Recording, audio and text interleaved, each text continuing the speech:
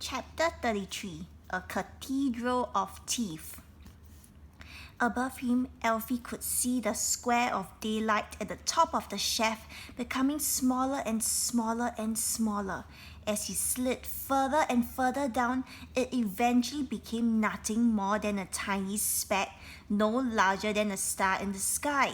So remember, Elfie is sliding down the lift cable. So when he looked above, the sunlight became smaller and smaller. So he's going deeper and deeper and deeper inside, okay?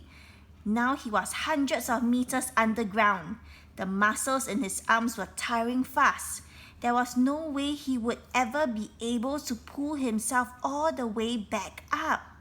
The only way was down. Eventually, his feet touched something below him. Though it was so dark for the life of him, Elfie couldn't see what it was. It was blacker than black at the bottom of the mine shaft. This is how dark it was. This is how dark it was. Okay? Despite it being pitch black, Elfie guessed that his feet must have touched down on the top of the lift car. No doubt it had been abandoned far underground and left to rot like everything else in a deserted mine. Stamping his feet up and down, so he did this. Elfie heard the rattle of the metal telling him he was right. So he was really standing on the lift, okay, on the top of the lift. Groping with his hands, he eventually found what had to be an escape hatch on top of the lift. Open it and leap down inside. So now he's inside the lift.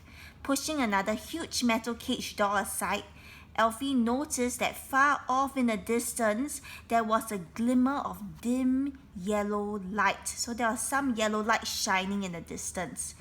Immediately, he could make out a few blurred lines amongst the shadows. Stepping out, Elfie could feel the cold stone beneath his feet. He was in one of the hundreds of mine tunnels now. There were train tracks running along it. In fact, there were miles and miles of such tracks down here. The miners would have traveled along them to do their work and sent the mountains of coal back in the mine cars. It was essentially a miniature railway line.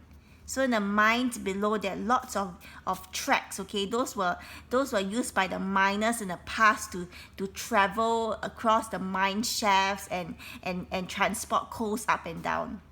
It was then, with the whole place deserted, so the whole mine shaft is now empty of people, they seem more like tracks for a ghost train. At the far end of the tunnel, light was flickering, so there's light somewhere. Elfie walked towards it, slowly and silently. As he grew closer, the shadows danced on the damp walls. He realized this was not electric light, but candle light. So the light is coming from candles.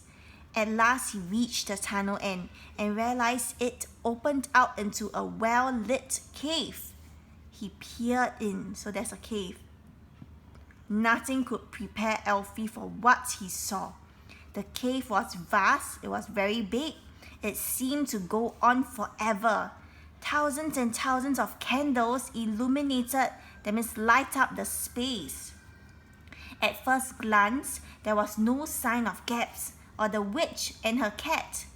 Dominating the cave was an impossibly long table, but there were no chairs around it. It was white, so this is the long table, okay? It was white and looked more like an altar you would see in a church.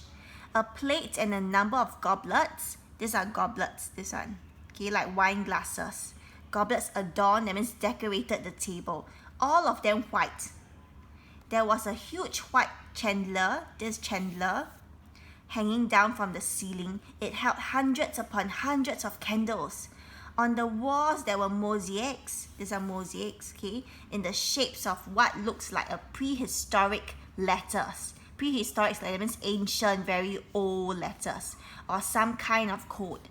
Elfie had seen something similar in pictures of the pyramid tombs of ancient Egypt called hieroglyphics. Okay? On one side of the cave, sat a huge imposing throne. Imposing, that means a very grand and impressive throne. This again was white. The throne looked big enough for a giant. It was so tall, it reached the ceiling of the cavern. Cavern is a cave, okay? Was this some kind of temple or a tomb, or simply a way of beating skyrocketing house prices? Tentatively, that means Elfie was hesitant or was not confident. Elfie stepped inside the cave. He had to find gaps and get out of there fast. Running his fingers along one of the mosaics on the walls, looking for any secret doorways, Elfie realized the surface was surprisingly sharp. So he put his hand against the wall and felt that the wall was very sharp. Okay, he cut the tip of one finger open on a particularly sharp bit, drawing blood, but managed to stifle his gaps just in time. With the blood dripping from his hand, Elfie carefully made his way to the impossibly long table and peered underneath it. Taking a closer look at the tabletop, he realized the whole thing was made up of thousands of tiny fragments. Fragments, that means pieces. What were they? Very gently, he touched it. Like the mosaics, it felt uneven and jagged, so it's very sharp. Intrigued, that means curious, he picked up the goblet and held it close to his face. So this is the goblet. Examining it in the candlelight. So he went to check it and inspect it. This too was made of countless tiny pieces. Studying it, he finally realized what he was looking at. The goblet was made up of hundreds of teeth. Elfie dropped it in horror and it smashed to the ground. Bending down, he picked up some of the little pieces. All of them were teeth, children's teeth, just like everything else in the cave. The table, the throne, the chandelier, the goblet, everything was made entirely of teeth. The cave was a cathedral of teeth. Cathedral, you can go and Google image, what is it? It's like a very big and grand church. A cathedral, this is a made up word, okay? Teeth, a cathedral. Elfie wanted to scream at the realization, but covered his mouth just in time. How many children in how many towns had suffered just like Elfie to furnish the witch lair? Lair, that means a place where wild animals live, okay? It must have been thousands, tens of thousands even, over many years, perhaps even centuries. Blinking, Elfie looked to the far side of the cave, where it was deepest in shadow. Squatting there was a huge sooty cauldron. Cauldron, later you'll see what is it, okay? You can Google image what is it also. As wide as a paddling pool, but much deeper. As he tiptoed over, Elfie realized that the cauldron was full of some foul-smelling, that means very smelly, thick yellow gunk. A fire was raging underneath. The Tooth Witch was evidently cooking up her special toothpaste mix. Just then, Elfie thought he saw something moving in the shadows and looked up. Directly above the cauldron, a girl was chained by shackles of teeth to some stalactites hanging down the ceiling of the cave. "Gaps," he said. "Elfie, is that you?" she whispered. "I couldn't make you out in the dark. I thought you might be the Tooth Witch coming back." So Elfie found Gaps. Gaps is being tied up on the ceiling, okay? No, it's me," he said, drawing closer. "I'm here to rescue you." "Well, you took your time," she replied. "Sorry, it's just..." Elfie spluttered before realizing he was getting really quite annoyed with her never-ending sarcasm. So Elfie came to rescue Gaps, but then Gaps was like, "Well, you took your time. Look, do you want to be rescued or not?" "Shush," hushed Gaps. "Keep your voice down. The witch can't be far away." Okay, whispered Elfie. "How am I going to get up there to untie you?" Okay, so this is a cauldron, okay? Cauldron, and this is Gaps being tied up from the ceiling. So, Mommy's special toothpaste recipe.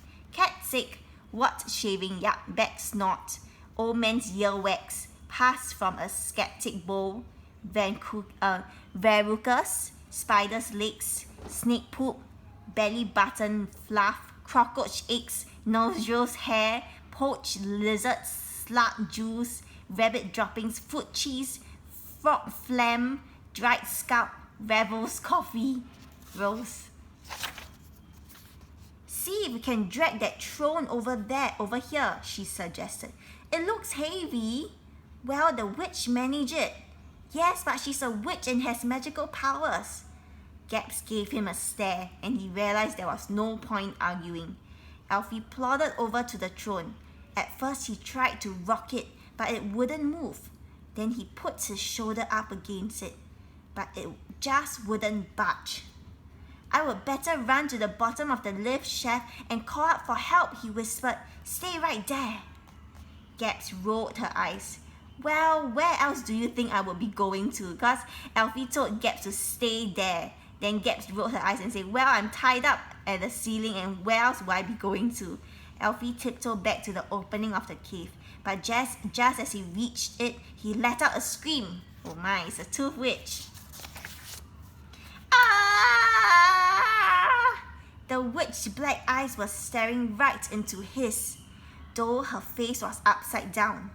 For a moment, Elfie was so disorientated, so confused, he didn't know what was happening. Then he looked up to see she was hanging from the ceiling like a bat. In her arms, she held her cat Fang, who hissed violently at him. In that disturbing sing-song voice of hers, the witch said, Now be a good boy, Elfie. Come to mommy.